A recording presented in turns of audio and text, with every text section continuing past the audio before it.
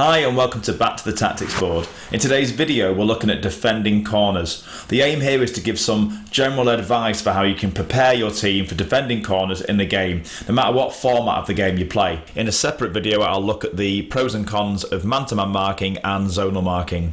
I want to look at more general questions in this one. For example, do you have players on the posts? Do you leave some players up front or do you bring them all back? What's the goalkeeper's role when you're defending a corner? What are your clearance aims? What are you wanting your players to do if they can clear that ball? Who is responsible if the opponent takes a short corner? Whose job is it to pressurise balls that get cleared out of the box? And if you do manage to clear that first ball into the box, who's responsible for the defensive line at that point? So in this video I'm looking to answer all of those questions and help you when considering how you defend a corner. You can see I'm doing this from an 11-a-side point of view, but the same applies for different formats of the game, 9-a-side, 7-a-side. Hoping coaches of all age groups and levels will find something useful in this video.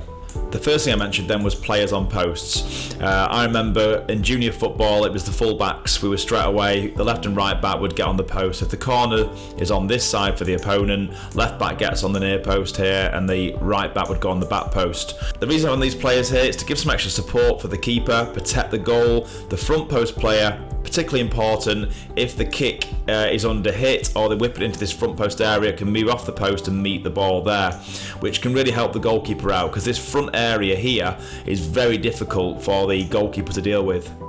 The back post area for those long looping crosses can be really handy if the keeper can't get back across to get hands on the ball. But also these two players can be responsible for if the opposition player wins the header or gets a shot off, supporting the keeper there. So a lot of times you'll see a defender clearing from a corner the ball off the line. So there's a real advantage there to having players on the post to help out. The downside to that is if they're on the post they're not able to mark up, which means other players will need to mark up, which means you'll have less players to spare elsewhere. Increasingly therefore you see a lot of the elite level teams now do not have a player, certainly not on the back post anyway, and some even away from the front post, or they might have the player now in a more advanced area here. By having just the front post area covered, the keeper almost leaves this area more to that front post player now, the responsibility, and the keeper can then be slightly further back and covering the back post area as well as what's in front of them. If that really is an area you're wanting to protect even more though, again you could have this player in this kind of area here to stop any ball to this area, this ball here, almost like a zonal marking area there, and then again you sacrifice your back post player to protect that front post. The red team have chosen to do man-to-man marking in this situation. So in this scenario here I've gone for players on the posts. It means that your goalkeeper, if they're confident at coming and meeting the ball in these areas, even if the blue team win that first ball, you've got two players on the line that can try and clear the ball away. One of the issues could be if the opponent says, well, we're going to go man-to-man at the back, we're going to take that risk, we think we've got the right players to cope with that, and at the last moment another player comes charging in. Are the players going to be able to communicate quickly enough and do something about that? For example, in this situation I'd probably prioritise keeping the front post and I'd bring the back post player to be an extra marker. Another question then is this idea of how many players you leave up. Now, Barcelona under Pep Guardiola, when they were in their pomp, they looked around the team and realised they weren't a particularly tall side, they weren't great in the air. So his method with that was just to get all the players in and actually zonal marking, and they pretty much filled the box with their defenders. I said, well, you can bring all your players in as well, we're just going to make it really hard for any space in here. The argument against filling the box though, or bringing all your players back, is that the opponent now has no real need to keep many players back, if any. They can be really attacking, can throw everybody in pretty much and just kind of cover clearances. So you're not only now risking bringing more opponents into your box and a good delivery could find them, you're also kind of risking that if you do actually get a clearance on it, it's not going to come to any of your players because you've got no one out there to get to that second ball. It's often a game of bluff almost, that you'll say, right, we're going to leave two players up, and you're seeing if the opponents are responding to that, and you almost want them to bring three back because you've now took away another player that you have to compete with in the box. But some sides will not respond to that and will just throw players in. But still then you can be saying, right guys, win this back and we've got 2-on-2 on the counter attack, I've seen sides that say, right, we're throwing 3 up, will you keep 4 back now? And if they're keeping 4 back, it might mean there's less players in the box now to contest the corner coming in. The players that you're leaving up, are you just going to leave them right up on the halfway line? Do you want them central? If you do that, you're going to bring the opposition defenders all quite close together, and they'll quite like that because they've got support. One option can be to put your 2 players quite wide, so you're kind of separating and making the opposition defenders a little uneasy about the counter attack. But then another argument with that can be that there's such a big space there, and how's your clearance ever going to get there? Being that in that kind of area where if the ball is won back or is cleared, can be getting on the ball in here and drive into the space, and that can even be the case if they bring the defender on. They might be quite uneasy then about the amount of space that's left behind them. These decisions all kind of depend on the individual players you have. If you have really confident headers of the ball in there, you might be quite happy to leave a couple up front and deal with it that way. You might say, we're not great in the air, or we're losing battles, I'm going to put more players in. Remember though, putting more players in, whilst it can cause issues for the opponent and kill the space for them, it can also make defending more difficult, because your defenders are trying to track runners if it's marking, and if they get under each other's feet, that can be a problem. Another thing then is your goalkeeper's role, and this again depends on the individual. If your goalkeeper's strong with catching, punching, they're quite brave when there's lots of things going on around them in the box, you might make that a big part of your defending corners, and you get all the other players to track those runners, screen almost like you would in basketball, where they try and, without fouling, be in the way of runs that could cause a problem. And then you give space for your goalkeeper to come and win that ball as much as you can. Now, big question for the goalkeeper is, are they going to try and catch that ball? Now, if they catch it, that is the best case scenario in many ways. You've got possession, then they can then either start the counter attack off, calm it down, it's in your control. But coming for a catch and dropping it is kind of the worst possible option, because if you're dropping the ball around this area, there's opponents that all they need then is the slightest of touches and it's in the back of the net. So the keeper has a big decision to make. Can they catch it? And that'll be in their head right to the last moment as they jump for it. If they're getting knocked, it might be they change their mind. At that point, is it a punch? Do they get a punch on the ball and just try and get any kind of a clearance as far out of the box as they can to give the defence time to react and reposition? If you feel the opponent are too strong in this area and the keeper coming out to meet the ball and not winning it and not having great confidence in them winning it, then all you're doing really is taking your goalkeeper out of the equation. It takes anything on target in the central area, and it's probably going to be a goal. Is it worth the keeper coming out into these areas when you could leave those battles to your other defenders and the keeper can be there if the battle is lost? Next question I'd have then is, when the ball does come in, what are your clearance aims for the players? So a general rule of thumb would be that you look to clear the ball high and wide. The reasoning being that high and wide is the least dangerous area, whereas low and central in this kind of area means you're setting up an opponent for a knockdown, a shot from the second ball. So can they get it high? And while that ball is high in the air, everyone's getting thinking time. They can, get nearer to the person they're marking. They can maybe push out as a group. Thinking time while the ball's in the air. And wide, again, thinking time, but also a bit of safety. Less chance of a shot coming in from this area. Another thinking with the clearance can be clearing the way you're facing. So if the ball's coming in here, instead of looking to flick the ball this way, it could be a safer option to head the ball back the way it came, which might mean that you're knocking it out for a throw-in or even another corner from this area here. As well as high and wide and playing the way you're facing, are you looking for them to find touch with the ball to get it out of play, so to put more on it?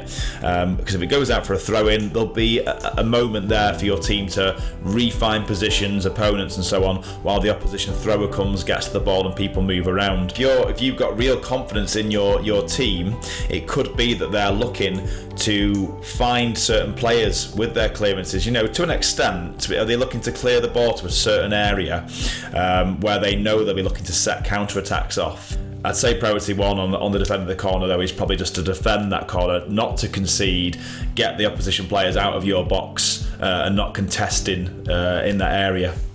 Another really key aspect in defending corners is if the opponent does a short corner, who's responsible for it? Now, if one of the players from that's marked in the area moves out for it, that could be quite a simple one for them, that they're tracked out there.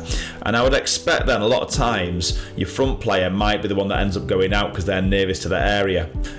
Your wing player here could be the one responsible there. Your front post player can come across, and then one handy thing you can do then, your back post player can now prioritise the front post and you leave the back post empty to try and deal with the situation. So now you're 2 on 2. If you don't do that, the risk you have is that as the ball's played, if you just send one player out, they can't possibly do both jobs there, and so they end up pressurising the ball, and then one player could drive in with the ball here.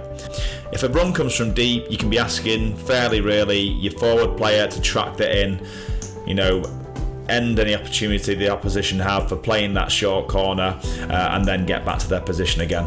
Another important question then now would be, what happens if the ball is cleared? Who's pressurising it? So let's just imagine the ball's played in, 10 manages to clear the ball out, and 6 kind of gets to that ball first of all, or 7. Either way, the Blues get onto it. Who's responsible for this now? If the players all come charging out en masse, it can be a shot that caused the problem, or it could even be a clever pass, or just deflections, which then fall to a player who can finish. So you need to have a bit of a plan there. Now, that could be that certain players in this, could be your edge of the box player, is responsible for pressurising whoever the ball goes out to.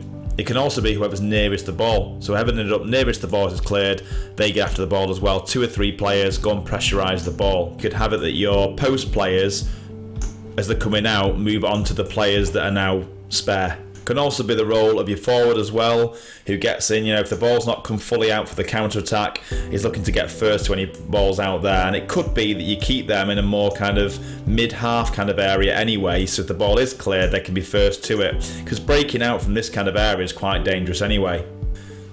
Whether it's a clearance outside the box or it's another ball that has to be won in this area, second balls. If 5 kind of gets a knock and the ball goes up into the air from the first one, and they then come charging after it, 4 and 5 can bang into each other and do the job for the Blues. So I do think putting a name on that ball coming in, and committing to the player that's challenging that ball is very important.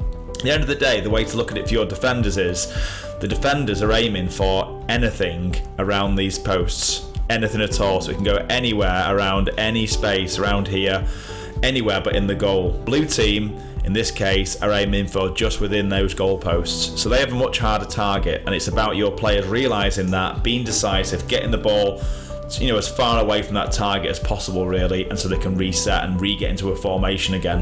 One of the last questions I have is, when the ball is cleared and knocked out somewhere, who's responsible for bringing the line up if you play at a level where they're offsides? So in that case there, you'd often have your centre backs responsible for the line, like out boys, up we go, or drop girls into here. Whatever it is, it's often a centre back working the line. But in this scenario, that might not be the best case, because your 2 and 3 are deeper. So if 4 and 5 are shouting out after the ball, only takes then a ball to get played back in, 9 scores, we're all shouting offside, but 2 hadn't got up yet. Is it your deepest player that's responsible for shouting the line and making that decision? Until they're up with the rest of the players, do the other players wait? Do you really want them all to charge out? Is it a race to get out there, or is there a delay until the back post or front post player is moving out, and then 8 and 10 here would respond to that movement and move up together, leaving number 9 offside potentially? And it could also be the goalkeeper, of course, as well, that makes that decision, makes that shout. It might say 6-yard line, edge of box, push out as fast as you can, hold, it might be, while they assess the situation. So how quickly can these players kind of refine some kind of shape, so you end up, ultimately, your team have found some kind of shape again. They've found their positions to a certain extent as they've come out. You've got a clear back line. You can see who will be offside and who won't be. The keeper will have a good picture of that as well. And then it puts the pressure on the Blue players then. They're going for a shot. Any kind of ball in the box will be offside now if you're playing that level. There's a general video then on defending corners and some of the questions that might arise when you're planning and preparing for a game. There is a certain amount of chaos to defending a corner, and some things beyond your control, deflections and so on, wind blowing the ball in towards your keeper or taking it away. All sorts of things can happen in there. But if you can kind of control the controllables by having clear instructions on things like clearances, players on post, short ones, who stays up, who comes back, who marks who, that can really help. Thanks for watching this video. I do hope you found it useful. As I mentioned earlier, there will be a separate video about the pros and cons of man-to-man marking and zonal marking when defending corners. That's all for now though. Thanks and see you next time.